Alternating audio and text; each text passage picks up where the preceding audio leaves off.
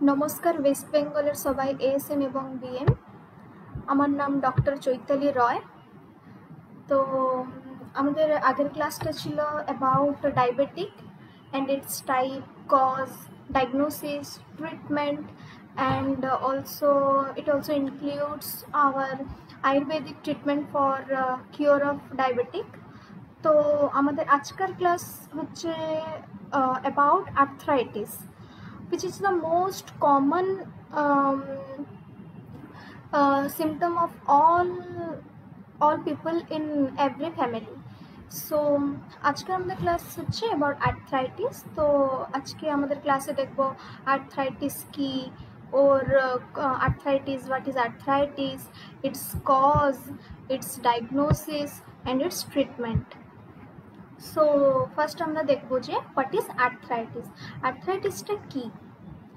তো আর্থ্রাইটিস কিছু না, এটা হচ্ছে এক ধরনের রোগ যেখানে কি হয়, আমাদের গোড়াতে সূজন হয়, ব্যথা হয়, আর আমাদের চলা হাঁটা ফেরাতে কষ্ট হয়। দেখবেন যখন বয়স্ক লোকরা নিচে বসে যাবেন যখন উঠতে থাকবেন তখন গোড়াতে ব্যথা হবে, ঝিমঝিম হবে, পা ব্যথা হবে, সূজন হয়ে যায়। তো এটা প্রায় পুরনো বয়সের মানুষের মধ্যেই দেখা যায়, কিন্তু কোনো কোনো ক্ষেত্রে জবান মানুষেরও ক্ষেত্রেও এটা হয়। তো আর্থ্রাইটিসটা বিভিন্ন প্রকার আছে, যেমন কি আমরা আগের ক্লাসেও জেনেছি ডায়াবেটিক্সের types and its diagnosis, types of diabetic. তো আর্থ্রাইটিসের টাইপ আছে, ভ্যারাইটি টাইপ অফ আর্থ্রাইটিস আছে। ফার্স্ট হলো কি, যেমন কি অস্টিও আর্থ্রাইটিস। অস্টিও মানে কি? অস্টিও মানে হচ্ছে হাড়, আর্থ্রাইটিস হচ্ছে সূজন বা ব্যথা। তো যোনখানে আমাদের জয়েন্টসগুলো আছে, এখানে আমি দেখিয়েছি যে আমাদের কি কি জয়েন্টস সব আছে, কোন কোন জায়গায় আর্থ্রাইটিস হয়। আমাদের আঁঠুতে কি হয় না, দুটো হাড়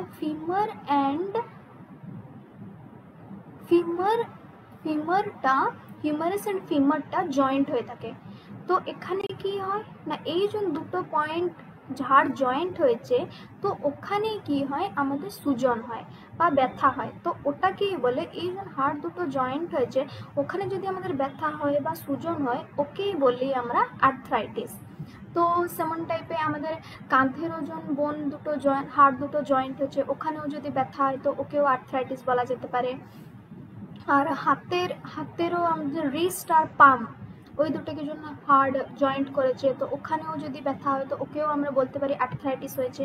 কিন্তু এর টাইপস আছে, যেমন কি osteo arthritis, rheumatoid arthritis, GOUT and psoriatic arthritis.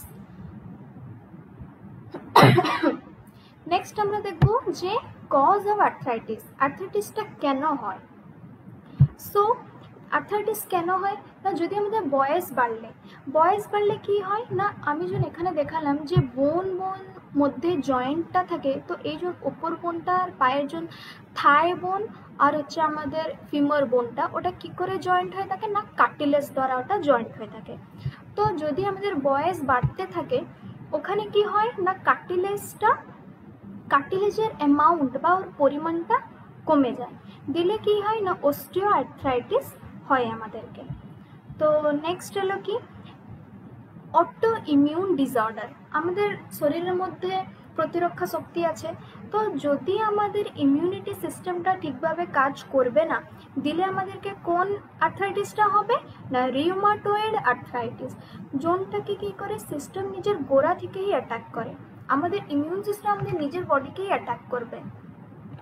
Then next হলো পুরানো চোট। যদি কি হয় না, আমাদের কোনো ইনজুরি হয়েছে বা অ্যাক্সিডেন্ট হয়েছে, বা এখানে দেখবে পা ভেঙে গিয়ে থাকে, তো ওদের কি হয় না, পা ভাঙার পরে কি হয়, আর্থ্রাইটিসও হতে পারে। যদি পা ভেঙে গিয়ে থাকে তো ওর পরে ওরা ঠিকভাবে চলতে পারে না, এক একজন তো পুরো রিকভার হয়ে যায়, কিন্তু এক একজনের মধ্যে থেকে যায় ওই জিনিসটা।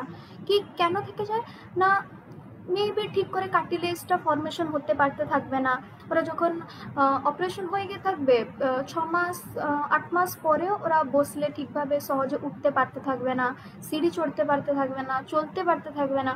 তো অ্যাক্সিডেন্ট বা ইঞ্জুরি হলেও আর্থ্রাইটিস হওয়ার চান্সেস থাকে।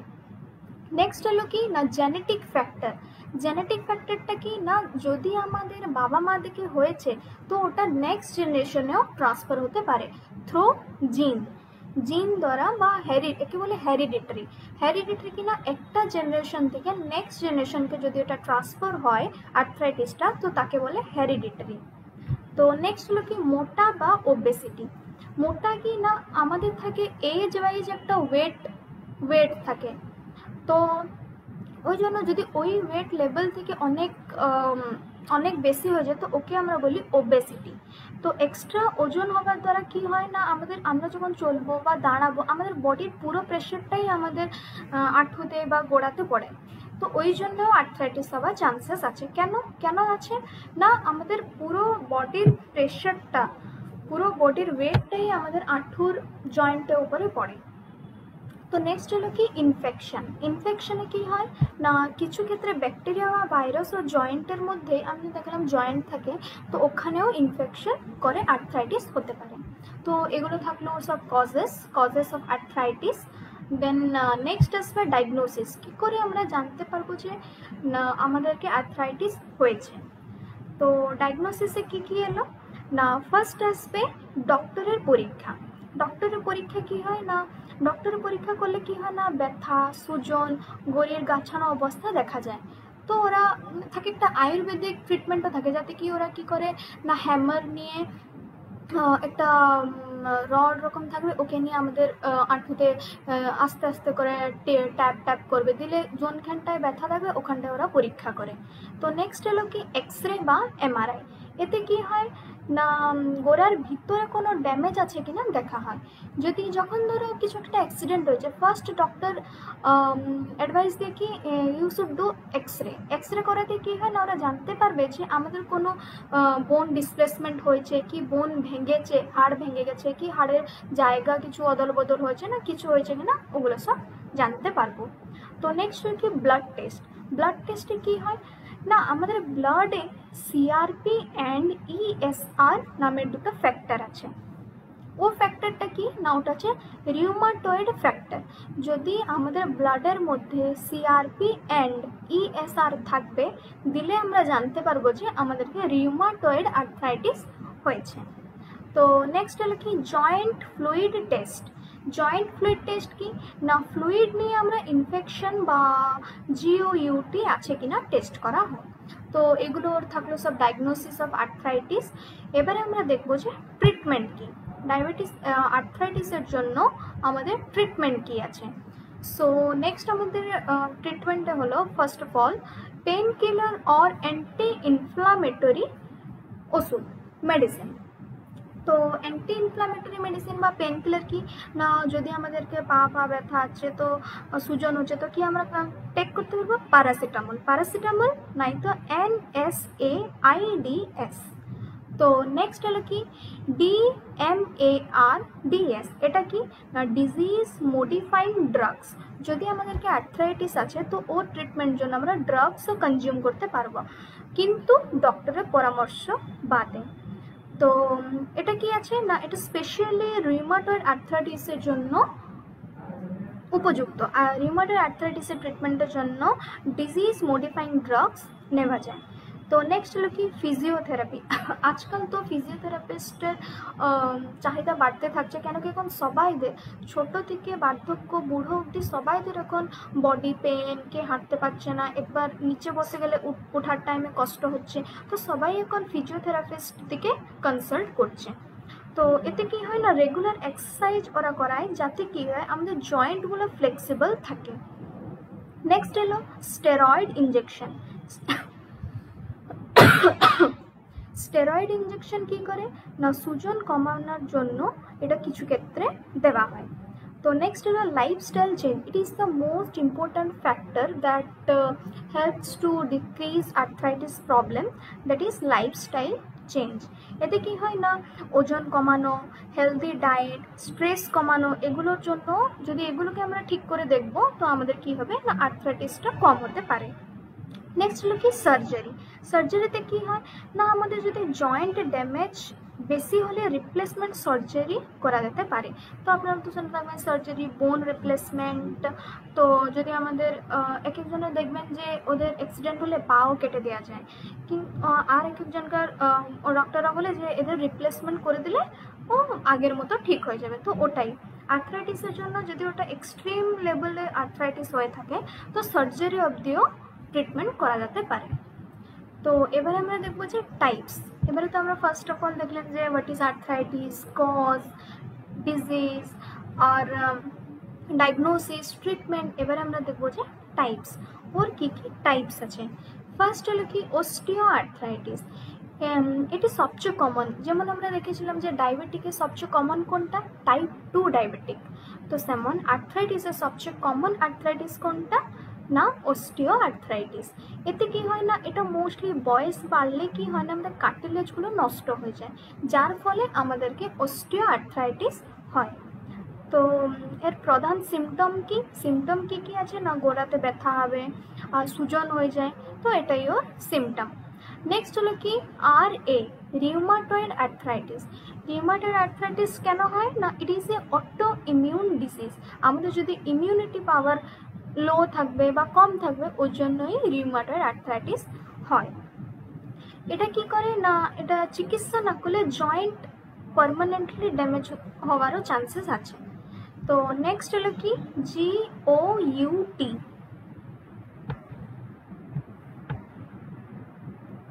নেক্সট হলো কি আমাদের GOUT। এটা কি করে না, এটা এক প্রকার, এখানে কি হয় না, ইউরিক অ্যাসিড যদি ব্লাডে বেশি মাত্রায় হয়ে যায় দিলে কি হয়, ক্রিস্টাল ফর্মেশন হয়। ক্রিস্টাল ফর্মেশন হলে কি হবে না, এটা আমাদের গোড়াতে বা জয়েন্টে জমা হয়ে যায়। সাধারণত এটা বা আঙ্গুলের জন্য আমাদের জয়েন্টগুলো থাকে, ওখানেই হয় বেশি পরিমাণে।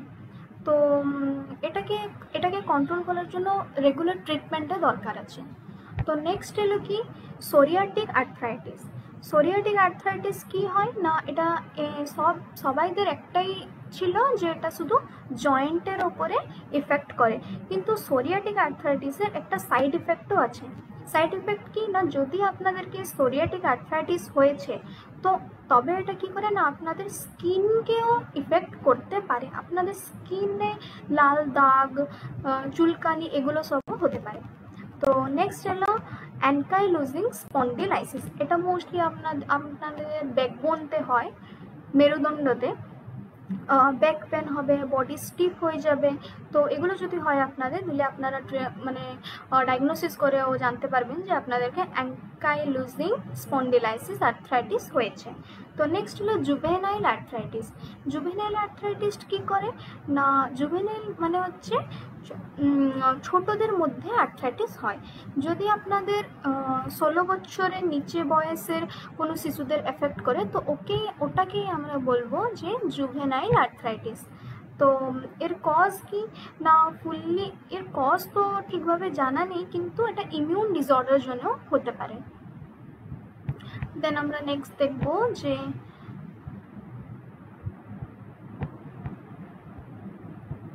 আমাদের নেক্সট হলো যে most important slide, that is Ayurvedic treatment for arthritis. তো আমরা দেখবো যে আয়ুর্বেদিক ট্রিটমেন্ট কি আছে। তো ফার্স্ট কি হলো না, হার্বাল রেমেডিস। হার্বাল রেমেডিস কি আছে না, অশ্বগন্ধা কি করে না, আমাদের শরীরে শক্তি বাড়ায়, সুজন ও ব্যথা কমানোর জন্য হেল্প করে। নেক্সট হলো গুগল ট্রি। এটা কি করে, এটাও আমাদের সুজন ও যন্ত্র ব্যথা কমায়।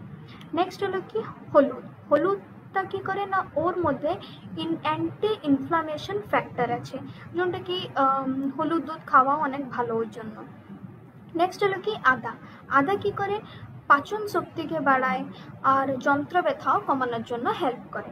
নেক্সট হলো কি আমাদের next point, diet and lifestyle. তো ডায়েট অ্যান্ড লাইফস্টাইলের কি আছে না, আমরা কি করব না, গরম, হালকা ও সহজে ডাইজেশন হওয়ার খাবারগুলো খেতে হবে। তো মোস্টলি ঠান্ডা, অয়েলি, জাঙ্ক ফুড বা রাতে দই খাওয়া বন্ধ করা ভালো। তো গরম জল পান করুন, আর রোজ খাবারের মধ্যে হলুদ, আদা, মেথি, জিরা, ধনে খাওয়াও ভালো for the treatment of arthritis. It is the natural and Ayurvedic treatment. তো নেক্সট হলো কি বডিকে আপনারা ঠান্ডা থেকে বাঁচাবেন, অনেক ঠান্ডা জল একটু খাওয়া কন্ট্রোলে রাখবেন, উষুম জল খাবেন। তো এইসব হচ্ছে আমরা আমাদের ডায়েট অ্যান্ড লাইফস্টাইলের মধ্যে রাখতে পারবো। নেক্সট হলো কি যোগা অ্যান্ড ব্যায়াম। যোগা কী করে না, যোগার কেন আমাদের আর্থ্রাইটিসটা মোস্টলি ডিপেন্ড হচ্ছে বোনের ওপর, বোন, হাড়। তো যদি আমাদের হাড় বা আমাদের জয়েন্টগুলোই ফ্লেক্সিবল থাকবে তো আমাদের আর্থ্রাইটিস হওয়ার চান্সেস কম থাকবে। তো ওই জন্য আমরা কি করব, যে যোগা করব। কি কোন কোন যোগা? Mountain pose. মাউন্টেন পোজের যোগাকে কি বলে? তড়াসনা। নেক্সট হলো বৃক্ষাসনা অ্যান্ড অনুলোম বিলোম প্রাণায়াম। এটা কি করে? অনুলোম বিলোম প্রাণায়ামে দুটো প্লাস পয়েন্ট আছে। ফার্স্ট হচ্ছে ওটা আর্থ্রাইটিসের জন্য ভালো, নেক্সট হচ্ছে এটা স্ট্রেস রিলিফ করার জন্য ভালো। তো আমাদের নেক্সট হলো হোম রেমেডিস। হোম রেমেডিস কি আছে না, রোজ তিল তেল দিয়ে গরম মালিশ করুন, হলুদ দুধ সকালে ও রাতে একবার করে খান, মেথি কি করবেন, রাতে জলের মধ্যে, এক গ্লাস জলের মধ্যে মেথি ভিজিয়ে রাখবেন, সকালে উঠে ওটা ছেঁকে ওই জলটাকে পান করবেন। নেক্সট হলো আর ক্যাস্টার্ড অয়েলও 1 কাপ আপনারা আদার রস দিয়ে খেতে পারেন। তো এইসব। তো লাস্ট হল কি আয়ুর্বেদিক মেডিসিন। আয়ুর্বেদিক মেডিসিনটা কি না, এগুলো ডক্টরের পরামর্শ নিয়ে আপনারা কনজিউম করতে পারবেন।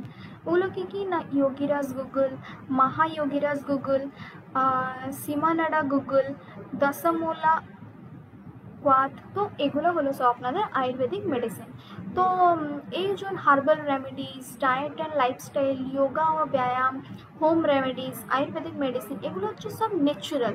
ইট is the natural and homemade treatment, self treatment. তো এগুলো দিয়েও আপনারা আপনাদেরকে ঠিক ভালো রাখতে পারবেন, আর্থ্রাইটিস থেকে দূর রাখতে পারবেন।